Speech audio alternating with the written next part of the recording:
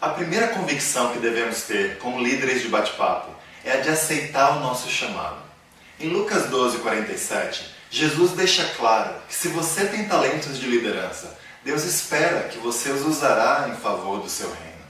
Se você tem um dom de inspirar outras pessoas, de organizar coisas, de entender a Bíblia profundamente, de se conectar a pessoas, de sentir compaixão, Deus o abençoou. E Ele espera que você use esses dons não só para o seu bem, mas para o bem de outras pessoas. Moisés, Gideão, Saul, Jeremias, todos esses homens não queriam liderar em um primeiro momento, mas aceitaram seu chamado. A segunda convicção que devemos ter é de que devemos ser cheios de fé em nossa liderança. O tema principal do capítulo 8 de Mateus é a necessidade de termos fé. Em Mateus 8, versículo 13, Jesus disse ao centurião romano: "Vá, como você creu, assim lhe acontecerá." E no mesmo instante, o seu servo foi curado. É crucial que lideremos os nossos bate-papos com fé, que acreditemos que Deus está trabalhando por nós, que Ele quer nos abençoar e quer nos dar vitórias. Precisamos dar o exemplo nessa área e acreditar que os membros do nosso bate-papo serão transformados e que Deus acrescentará novas pessoas ao grupo.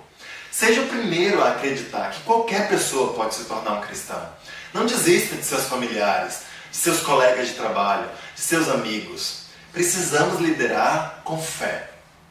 A terceira convicção que devemos ter é a de ter a expectativa de que todos os membros do bate-papo serão cheios de fé. Em Mateus 8, versículos 14 a 22, várias pessoas procuraram Jesus querendo segui-lo. Jesus calcula o custo com essas pessoas, dando-lhes desafios e ajudando-as a entender que segui-lo seria algo que custaria sua própria vida.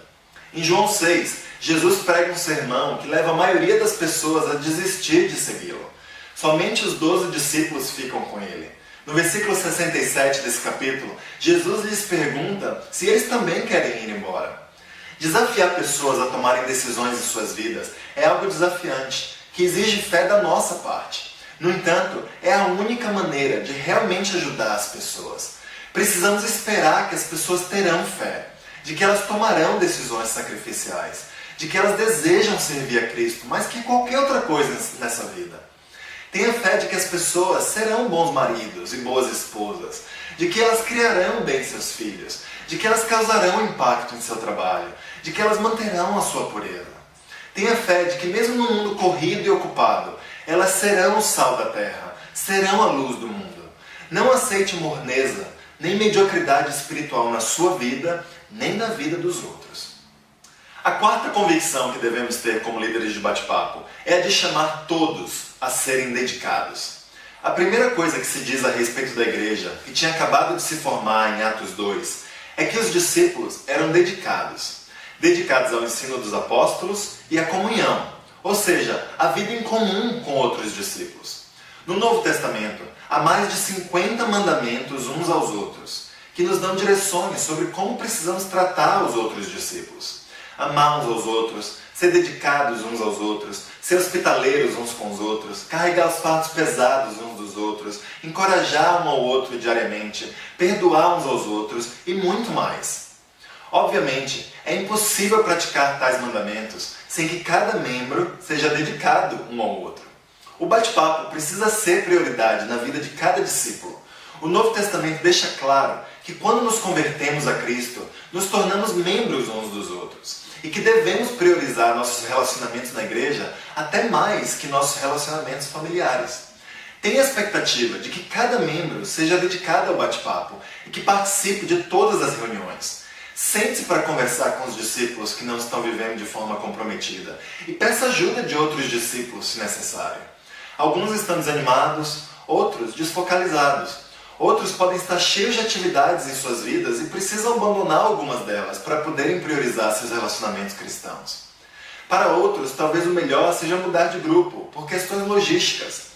Alguns poucos talvez estejam endurecidos e precisam tomar decisões de arrependimento e comprometer-se com a Igreja de Cristo. Alguém uma vez falou que metade do sucesso é comparecer. Será impossível criar um espírito de amor fraternal em um grupo onde as pessoas não aparecem, por isso, espere compromisso e dedicação de cada membro. A quinta convicção que devemos ter é a de insistir que todos procurem a maturidade.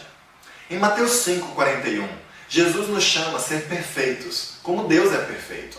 Em grego, a palavra teleios, que foi traduzida como perfeito, não significa ausência de erros e falhas, mas maturidade completa. Todos nós somos chamados a nos tornar maduros, a nos tornar parecidos com Jesus. Não podemos aceitar a imaturidade em nossas vidas, nem na vida dos discípulos. Os desafios em nossas vidas precisam ser lidados. Os conflitos entre os irmãos precisam ser resolvidos. Conflitos vão acontecer quando as pessoas estiverem bem próximas umas das outras. É algo natural. Quando minha filha era mais nova, e eu, a Ana ou o João pecávamos contra ela, muitas vezes ela começava a chorar muito. Ia dizer que queria ir embora e fazer parte de outra família, que a amasse de verdade. A gente conversava com ela e a assegurava que, apesar de termos pecado contra ela, a amávamos e jamais gostaríamos que ela saísse para fazer parte de outra família. Depois, aproveitávamos para falar a respeito de como a família fica unida, apesar dos desafios e obstáculos pelos quais passamos. Em nossa sociedade, essa parece ser a solução mais fácil. Se não estamos nos dando bem, vamos nos separar. Nos nossos relacionamentos espirituais e no bate-papo, não deve ser assim. Não devemos desistir um do outro e não devemos deixar os conflitos e os problemas que existirem no grupo e na vida individual dos membros sem serem lidados de uma maneira espiritual. Mesmo que em algum momento cheguemos à conclusão que o melhor para algum discípulo seja mudar de bate-papo, a mudança não deveria acontecer ao custo de relacionamentos não resolvidos.